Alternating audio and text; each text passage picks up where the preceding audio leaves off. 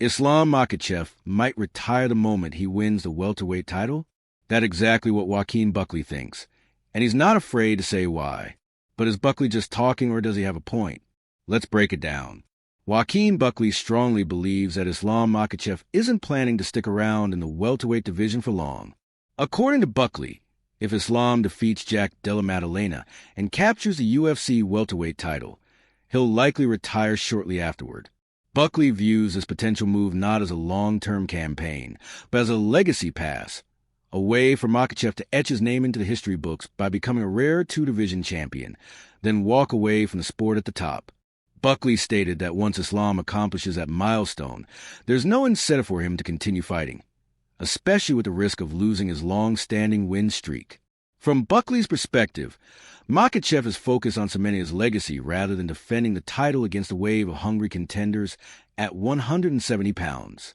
This view reflects a growing narrative among some fighters that Makhachev's ambitions at welterweight are more symbolic than competitive. Despite this prediction, others in the MMA world believe Islam may still defend the title at least once before retiring, or even bounce between divisions depending on how the landscape unfolds. Before we get into Buckley's challenge to Islam's legacy, don't forget, MMA Thread drops fresh UFC updates 3 times a day. Hit that subscribe button so you never miss a beat in the fight world. Joaquin Buckley isn't buying into the hype surrounding Islam Makhachev's move to welterweight.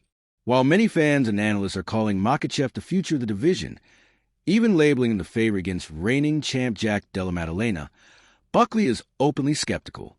During UFC Atlanta Media Week, Buckley said Islam is not the big threat, that people make him out to be at 170 pounds, and he pointed to the depth and toughness of the welterweight roster as a much bigger obstacle than Islam might expect.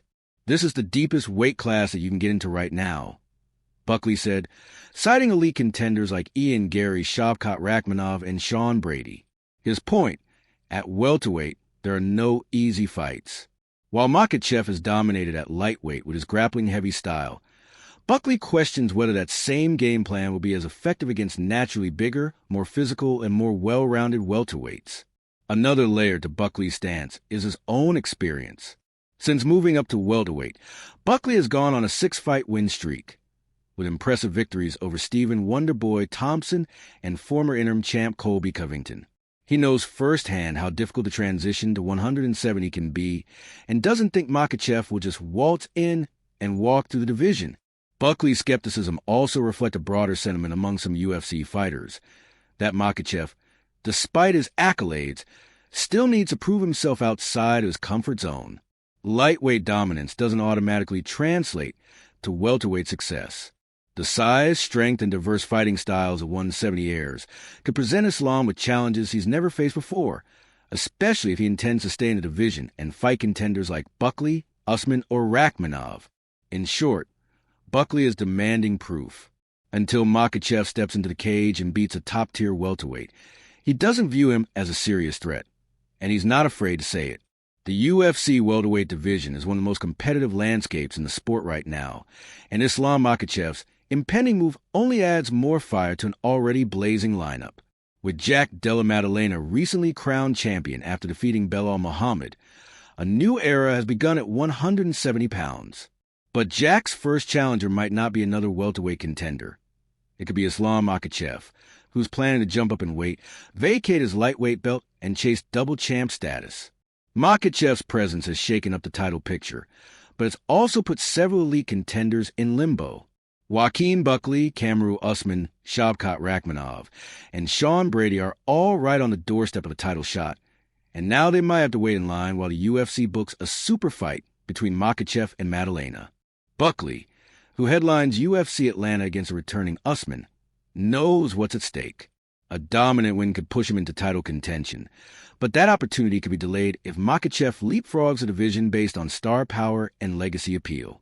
What makes things even more complicated is the negotiation drama around the proposed Maddalena versus Makhachev fight. Maddalena wants to defend his belt in his home country of Australia, but Makhachev's camp, led by manager Ali Abdelaziz, has pushed back on fighting in Perth. Despite having fought and won there against Alexander Volkanovski at UFC 284, Makhachev's team isn't keen on giving the champ home field advantage again. Meanwhile, Buckley has made it clear he has no interest in being a backup fighter for that bout. Instead, he's eyeing a clear path to a #1 contender spot, likely against a top 5 opponent if he beats Usman this Saturday. He's also confident that if Makhachev does win the title, he won't stick around to defend it, leaving the door wide open for Buckley or someone like Shavkat to swoop in and claim the vacant throne. Ultimately, the welterweight division isn't just stacked. It's on the verge of a major shakeup. Makhachev's move adds a high-stakes storyline to an already competitive title race, and how things play out over the next few months could define the next era at 170 pounds. Do you think Islam Makhachev is just chasing legacy at 170, or will he actually defend that title if he wins? Drop your take in the comments, and if you want fight news faster than a head kick, hit that like button and subscribe to MMA Thread.